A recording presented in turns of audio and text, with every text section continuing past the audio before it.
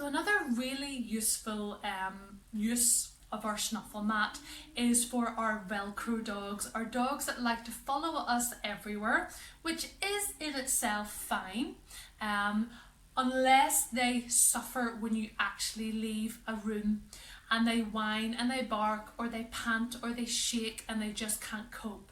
If that sounds like your dog, then this is going to be a really nice exercise to practice. I have, as per the other video, preloaded my Snuffle mat already, and I'm going to present that then to Dita. She's on our mat where we do all our mat training. She has had the Snuffle mat before, so she knows what it's all about. You might have to practice a few goes with your dog to let them know the mat is great. So this is the picture. So if she was my velcro dog, session 1 might just look like this, where I'm by her side and I'm feeding the mat. And all I might do is this. Yeah?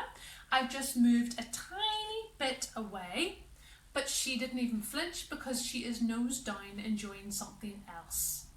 She knows I've moved, she can tell, but she hasn't reacted negatively. And you can see what I'll probably do next. And just shimmy a little bit further away. This is where your throw has to get quite accurate. And from here, I continue to feed the mat.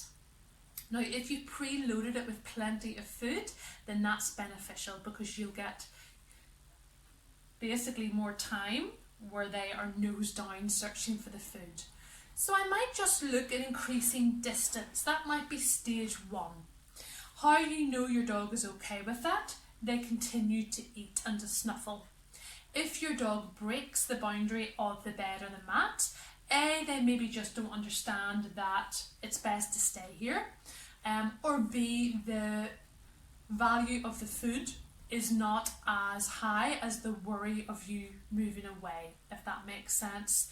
If they break the boundary, then they pretty much are saying they're not okay with your movement.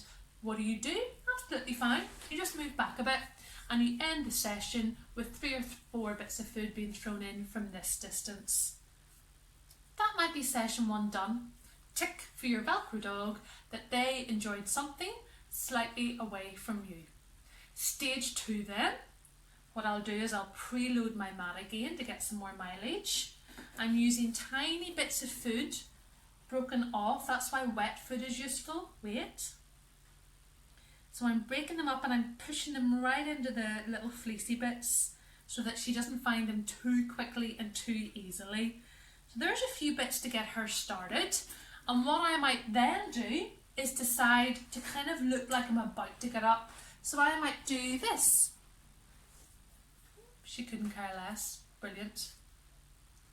Okay, I might push it a bit further and come up a bit higher. Still snuffling. Brilliant. So then I might make sure there's plenty in the mat and I might push it then a little further and I'm actually going to stand up.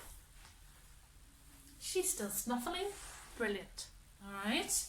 Make sure there's plenty in the mat because they might just break position because the food's gone. So in between kind of big changes or big motions, preload the mat again. So where I might go next, I'm going to bring my food with me as well. I might stand up and create distance. First exercise we created distance, then we stood up. Now we're doing both. How do you know your dog's okay? They're still eating. If they're not, is there any food left in the mat? If not, preload it and try again.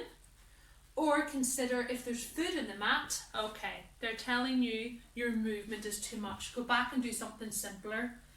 And then I'll work up with practical applications. Can I come to an actual threshold? Open the baby gate, close it. She stayed on her mat, fabulous.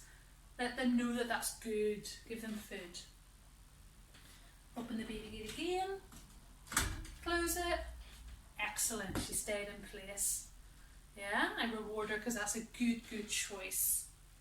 And so on and so forth until you can open the gate, put one foot over, one foot back, close the gate and feed, and you rinse and repeat. But please don't rush it. Don't do it if your dog is suffering in any way. Don't do it if they're being coerced, you know, sort of they run to the baby gate and you sort of have to push it closed against them. None of that is what we want. We want our dog remaining in one spot. We want to help them to carry that out by using the Snuffle mat. And we want to slowly build a picture and see how far away we can get, basically, before it seems to concern them. So have a go with that. Take your time with it, and please ask any questions if you have them. Either post them below or send me a message. Good girl.